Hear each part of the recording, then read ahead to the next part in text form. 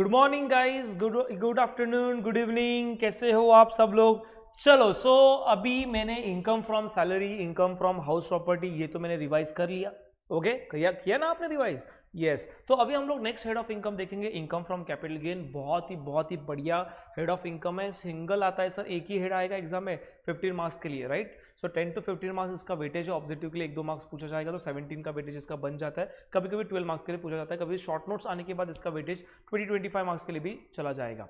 So income from capital gain is very very very easy head of income. यहाँ पे score करना तो बहुत ही ईजी है, बिकॉज यहाँ पे सिमिलर पैटर्न के क्वेश्चन एग्जाम में पूछे जाते हैं। थोड़ा सा पढ़ाई करना भी जरूरी है, तो ठीक है, तो हम लोग रिवाइज करते हैं। मैं इसे कर रहा हूँ कि आपने थोड़ा सा आपको पता है, तो मैं थोड़ा सा उसको एक्सटेंड करके रिवाइज करूंगा। अरे क्लियर बेटा? चलो, so we go for the fast track revision for income from capital gain. So income from capital gain में कोई भी इनकम चार्जेबल होने के लिए, कोई भी इनकम टैक्स चार्जेबल होने के लिए आपको देखना पड़ेगा कि वो कैपिटल एसेट है क्या नहीं है, राइट। सो कोई भी कैपिटल एसेट आप जब ट्रांसफर करते हो, सेल करते हो, तो उससे होने वाला गेन ये चार्जेबल होता है इनकम फ्रॉम कैपिटल गेन में। जैसे इनकम फ्रॉम सैलरी में हमने देखा था chargeability section, employer relationship. House property में देखा था 3 कंडीशन, वो प्रॉपर्टी होनी चाहिए, ओनर होनी चाहिए, बिजनेस के लिए यूज नहीं करना है। उसी तरीके से इनकम फ्रॉम कैपिटल गेन में कोई भी इनकम चार्जेबल होने के लिए वो देखना है कि वो कैपिटल एसेट होनी चाहिए, और वो कैपिटल एसेट आपने सेल करनी चाहिए। कैपिटल एसेट होनी चाहिए, वो सेल करनी चाहिए, और सेल होकर आपको एक तो प्रॉफिट नहीं तो लॉस होगा, आउटकम है बाद में देखते हैं। तो वो कैपिटल एसेट होनी चाहिए। तो कैपिटल एसेट में क्या क्या इंक्लूड होता है, क्या क्या एक्सक्लूड होता है, वो देखते हैं। तो कैपिटल एसेट में कोई भी टाइप की प्रॉपर्टी हो, कोई भी काइंड की प्रॉपर्टी हो, कोई भी काइंड, कौन से भी टाइप की प्रॉपर्टी हो, वो कैपिटल एसेट में कवर हो गया। एनी काइंड ऐसे लिख दिया तो सारे कैप एसेट जो है यहाँ पे कवर हो गया, बिजनेस नॉन बिजनेस सारे। ओके, और any security held by the foreign institutional investor, जो भी एफआईआई ने कोई भी इन्वेस्टमेंट हेल्ड किया रहेगा वो भी कैपिटल एसेट के डेफिनेशन में आएगा। एक्सक्लूड में क्या आएगा? तो एग्जाम में ना कैपिटल एसेट के ऊपर ना शॉर्ट नोट्स आता है। कभी कभी कैपिटल एसेट पूछते हैं, तो कभी कभी लिस्ट ऑफ एक्सक्लूडेड, मतलब ऐसे एक्सक्लूडेड लिस्ट देते हो जो कैपिटल एसेट के डेफिनेशन में नहीं आते। तो इसमें से आपको याद रखना है कौन सा स्टॉक है, पर्सनल इफेक्ट है, राइट। तो कोई भी क्लोजिंग स्टॉक है तो which is not included in definition of the capital asset, because ये बिजनेस एसेट है। उसके बाद पर्सनल इफेक्ट में जो आप पर्सनली यूज करते हो, फॉर एग्जाम्पल कैलकुलेटर है, मेरा मोबाइल फोन है, जो पर्सनल इफेक्ट होता है, तो which is excluded in definition of capital asset. Agriculture land है, ओके। पर इतना याद रखना, पर्सनल इफेक्ट में ज्वेलरी आता है बेटा, jewellery is considered as a capital asset. भरे वो पर्सनली आप यूज कर रहे हो तो भी उसको कैपिटल एसेट में आएगा। आपका लैपटॉप कंप्यूटर पर्सनल इफेक्ट में आएगा, आपकी कार पर्सनल इफेक्ट में आ सकती है, राइट। कोई भी agriculture land, rural agriculture land is specifically excluded in definition of the capital asset. कोई भी गोल्ड बॉन्ड है, स्पेशल बियर बॉन्ड है, डिपॉजिट सर्टिफिकेट है, okay, this all are the excluded in the definition of the capital assets, okay. तो ये short notes के लिए important है, प्रैक्टिकली इसके ऊपर कोई क्वेश्चन नहीं आता, पर शॉर्ट नोट्स के लिए और ऑब्जेक्टिव के लिए इसके ऊपर सवाल आ सकता है। तो ये कैपिटल एसेट ना 2 टाइप के होते हैं सर, एक तो लॉन्ग टर्म होता है, नहीं तो क्या होता है, शॉर्ट टर्म होता है। कैपिटल एसेट एक तो लॉन्ग टर्म होता है, नहीं तो शॉर्ट टर्म होता है। तो ये long term short term depend किसके ऊपर करता है? पोहा के ऊपर। किसके ऊपर डिपेंड करता है? पोहा। पोहा मतलब क्या? Period of holding of asset. क्या sir? Period of holding of asset. अभी यहाँ पे 3 कैटेगरी ऑफ कैपिटल एसेट है। पहले लिस्टेड सिक्योरिटी और इक्विटी ओरिएंटेड फंड और जीरो कूपन बॉन्ड। बोल बोल बोल बोल बोल ओके। पहली कैटेगरी कौन सी है? एक है इक्विटी ओरिएंटेड फंड, दूसरा है लिस्टेड सिक्योरिटी और जीरो कूपन बॉन्ड। दूसरी कैटेगरी है अनलिस्टेड शेयर और depth unlisted share, land, building and both, okay. और तीसरा है डेप्थ ओरिएंटेड म्यूचुअल फंड, और तीसरा अदर कैपिटल एसेट। 3 कैटेगरी में कैपिटल एसेट डिवाइड है, फर्स्ट, सेकंड, थर्ड, ओके। पहली कैटेगरी कौन सा है? पहले कैटेगरी कौन सा है? तो पहले कैटेगरी में लिस्टेड शेयर है, सेकंड है जीरो कूपन बॉन्ड्स है, उसके बाद इक्विटी ओरिएंटेड म्यूचुअल फंड है। सेकंड कैटेगरी में क्या है सर? लैंड, बिल्डिंग, बोथ और unlisted share. Listed share category 1 में है, अनलिस्टेड शेयर कैटेगरी 2 में है, और दूसरा इक्विटी डेप्थ ओरिएंटेड फंड और other capital asset. 12 months, 24 month, 36 month. If कोई भी कैटेगरी 1 की कैपिटल एसेट जो है वो 12 मंथ्स के ऊपर है तो लॉन्ग टर्म, 12 के मंथ के नीचे है तो शॉर्ट टर्म। दूसरी कैटेगरी के लिए 24 मंथ दिया है, 24 मंथ के ऊपर रहेगा तो लॉन्ग टर्म, 24 मंथ के नीचे रहेगा तो शॉर्ट टर्म। और तीसरी कैटेगरी 36 मंथ है, तो 36 मंथ के ऊपर रहेगा तो लॉन्ग टर्म, 36 मंथ के नीचे रहेगा तो शॉर्ट टर्म। हमारे एग्जाम में नॉर्मली लैंड एंड बिल्डिंग के ऊपर सवाल पूछा जाता है। तो लैंड एंड बिल्डिंग रहेगा तो 24 मंथ देखना है, और 24 मंथ के ऊपर है तो लॉन्ग टर्म, 24 मंथ के नीचे रहेगा तो शॉर्ट टर्म। सो इससे क्या होगा? देखो, लॉन्ग टर्म और शॉर्ट टर्म का फॉर्मेट अलग अलग है, शॉर्ट फॉर्मेट सेम है, पर यहाँ पे लॉन्ग टर्म के लिए आपको इंडेक्सेशन का बेनिफिट वहाँ पे मिलता है। सो प्रॉपर्टी दो टाइप की है, long term property, short term property. So short term property का फॉर्मेट क्या है? शॉर्ट टर्म कैपिटल एसेट का फॉर्मेट क्या है? सिंपल है, कोई भी शॉर्ट टर्म कैपिटल एसेट आप ट्रांसफर करोगे उससे होने वाला गेन किस तरीके से कैलकुलेट होगा? तो पहले लिख रहा है full value of consideration. So full value of consideration का मतलब क्या होता है? फुल वैल्यू ऑफ कंसिडरेशन का मतलब होता है सेल वैल्यू। क्या होता है बेटा? Sale value. Full value of consideration का मतलब होता है सेल वैल्यू। उसमें से आपको तीन चीजें के डिडक्शन मिलेंगे। एक मिलेगा cost of transfer, cost of acquisition, cost of improvement. क्या क्या क्या? Cost of transfer, cost of acquisition, cost of improvement. Cost of transfer क्या होता है बेटा? जो प्रॉपर्टी आप ट्रांसफर करते समय कमीशन ब्रोकरेज देते हो ना, तो कॉस्ट ऑफ ट्रांसफर होता है। और कॉस्ट ऑफ एक्विजिशन क्या होता है? ऑब्वियसली जो प्रॉपर्टी आप बेचते हो वो प्रॉपर्टी आपने खरीदी रहेगी, तो प्रॉपर्टी आप जो खरीदते हो उसको हम लोग कहते हैं cost of acquisition. And what is meaning of cost of improvement? कोई भी प्रॉपर्टी है तो उस मेंटेन रखने के लिए खर्चा आता है, रिपेयरिंग का खर्चा है, इंटीरियर डेकोरेशन का खर्चा है, तो उसको हम लोग कहते हैं कॉस्ट ऑफ इंप्रूवमेंट, राइट। सो तीन चीजें हैं, cost of transfer, cost of acquisition, cost of improvement. तो सेल वैल्यू में से तीन ही चीजें आपको माइनस करनी है, सीओटी, सीओए, सीओआई। वो है cost of transfer, cost of acquisition, cost of improvement. तीन चीजें माइनस किया तो उससे आने वाला गेन उसको हम लोग कहेंगे शॉर्ट टर्म कैपिटल गेन। फिर आता है long term capital gain. Long term capital gain, short term capital gain का फॉर्मेट सेम है। फुल वैल्यू ऑफ कंसिडरेशन का मतलब क्या है? Sale value. तीन चीजें मिलेंगी, यहाँ पे भी तीन चीजें हैं, transfer, acquisition, improvement. But sir cost of transfer के लिए इंडेक्सेशन अवेलेबल नहीं है, पर cost of acquisition, cost of improvement के लिए इंडेक्सेशन अवेलेबल है। सो ये इंडेक्सेशन क्या होता है सर? इंडेक्सेशन मतलब इन्फ्लेशन इंडेक्स है। एवरी ईयर इन्फ्लेशन बढ़ते जाता है तो प्रॉपर्टी की वैल्यू सेम नहीं रहती। प्रॉपर्टी वही है पर वैल्यू बढ़ते जा रही है। तो 10 साल पहले 10 लाख की वैल्यू अलग थी, टाइम वैल्यू ऑफ मनी, और अभी की 10 लाख की वैल्यू अलग है। Okay, so that's why government आपको देता है एक सीआई है, कॉस्ट इन्फ्लेशन इंडेक्स देता है। क्या देता है? Cost inflation index. और ये 1 अप्रैल 2001 से सीआई अवेलेबल है टिल 2001-2 से लेके 2021-22 से तक। ओके, तो यहाँ पे 2001-2 का सीआई कितना था? 100। अभी का कितना है? 317 है। तो स्टार्ट और एंड याद रखना, बहुत बड़ी लिस्ट है, आप चाहिए तो गूगल कर सकते हो, या आपके नोट्स में या आपके कोई भी पब्लिशर के बुक में आपको ये सीआई के इंडेक्स मिल जाएंगे, right. So cost of acquisition है, राइट। सो याद रखना, सो सीआई जो है कॉस्ट इन्फ्लेशन इंडेक्स जो है वो स्टार्ट हुआ 1 अप्रैल 2001 से। इसके पहले सीआई का इंडेक्स अवेलेबल नहीं है, पहले था पर अभी चेंज हो गया।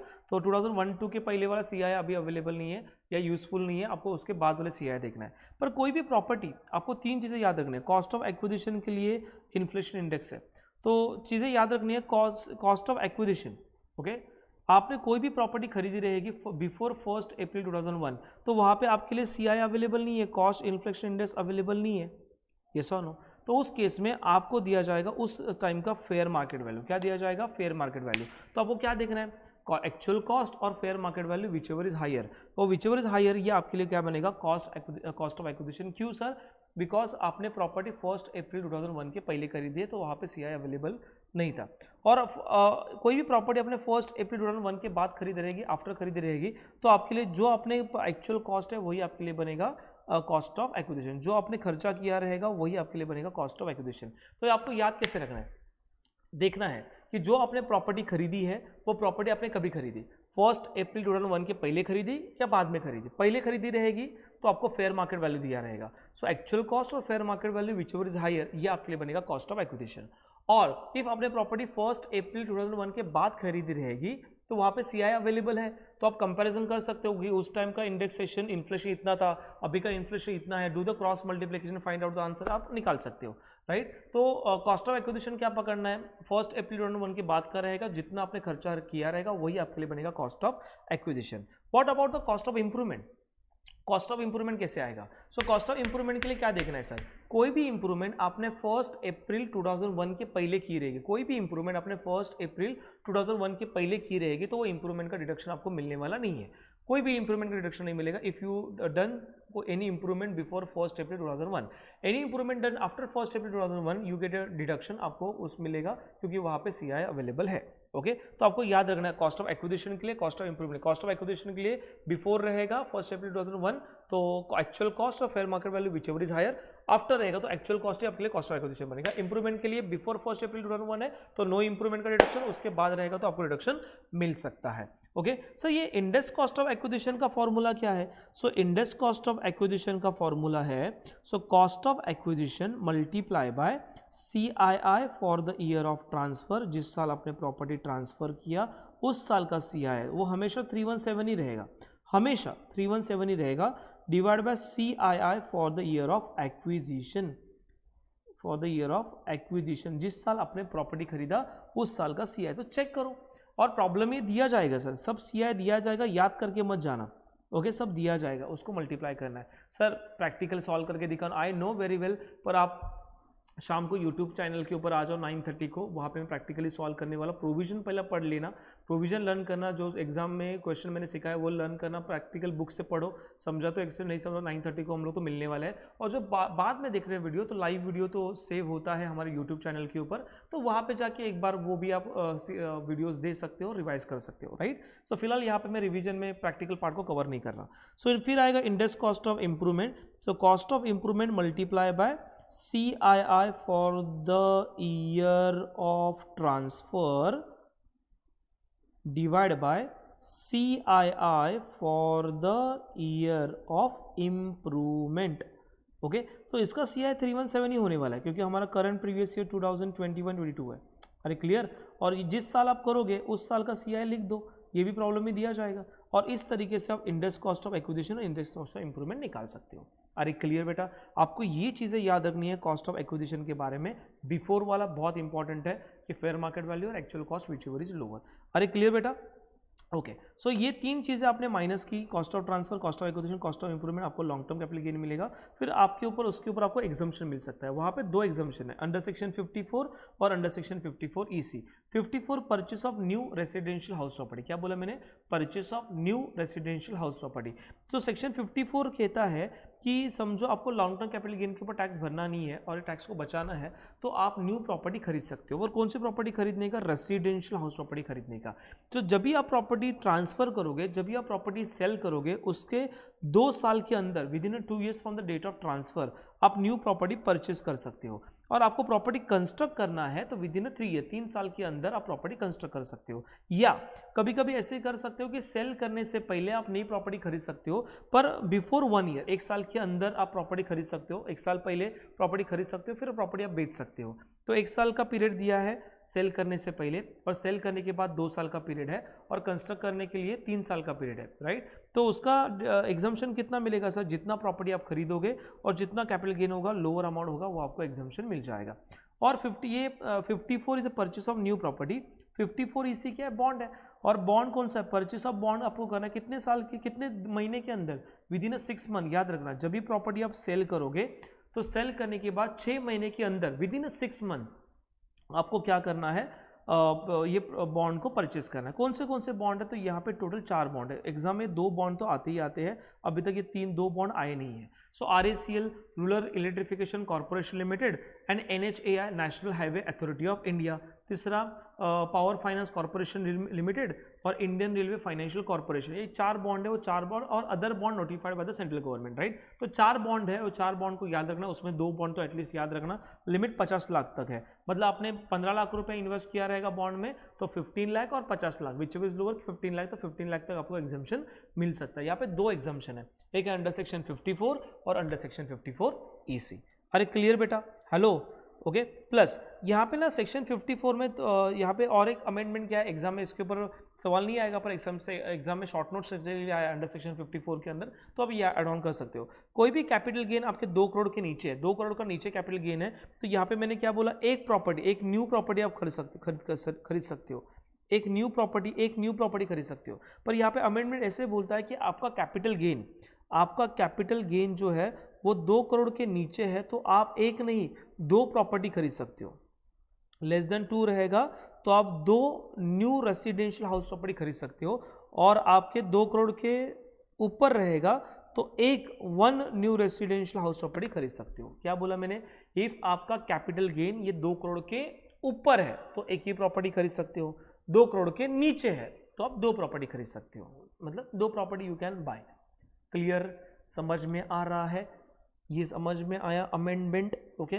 वो क्या बोलता है, वो बोलता है कि कैपिटल गेन देख, कौन सा कैपिटल गेन देख, ये कैपिटल गेन देख, ये वाला, ओके। माइनस करने के बाद ये 2 करोड़ के नीचे रहेगा तो एक नहीं 2 प्रॉपर्टी खरीद, 2 करोड़ के ऊपर रहेगा तो एक ही प्रॉपर्टी आप खरीद सकते हो। Is it clear guys? और इस तरीके से इनकम फ्रॉम कैपिटल गेन यहाँ पे खत्म हो गया। यहाँ पे लर्न करना है, कॉस्ट ऑफ एक्विजिशन याद रखना है, डेट को याद रखना 1 अप्रैल 2001, और कॉस्ट ऑफ इंप्रूवमेंट याद रखना है। कॉस्ट ऑफ एक्विजिशन तो बहुत ईजी बोला, फेयर मार्केट वैल्यू बिफोर रहेगा 1 अप्रैल 2001 केवल before, and actual cost whichever is higher. Improvement का रिडक्शन आपको नहीं मिलेगा। बाकी तो आप फॉर्मेट वाइज जाओ, फॉर्मूला है, फॉर्मूला में index cost of acquisition, index cost of improvement का नंबर डाल दो, अमाउंट मिल जाएगा। ओके, इवनिंग को मैं तो सॉल्व कर रहा हूँ, तभी तो मिलेंगे हम लोग। और फिर प्रोविजन तो पता होना चाहिए, 2 एग्जाम्पशन है, एक तो न्यू प्रॉपर्टी खरीद सकते हो सेक्शन 54 के अंदर, नहीं तो बॉन्ड खरीद सकते हो। Is it clear guys? तो इस ऑन दैट नोट में यहाँ पे स्टॉप कर रहा हूँ। इनकम फ्रॉम कैपिटल गेन का रिवीजन हो गया। मैं जाऊँगा नेक्स्ट हेड के पास, तब तक ये हेड आप रिवाइज करो, बुक के सारे सम्स देखो। आप जो बुक पब्लिशर की बुक या जो भी क्लासेस के नोट, कोई भी क्लासेस में हो आप, जो टीचर ने आपको सिखाया एक बार रिवाइज कर लेना, और शाम को हम लोग मिलते हैं। तब तक के लिए हम लोग यहाँ पे रुकते हैं। तो thank you so much and take care, bye bye.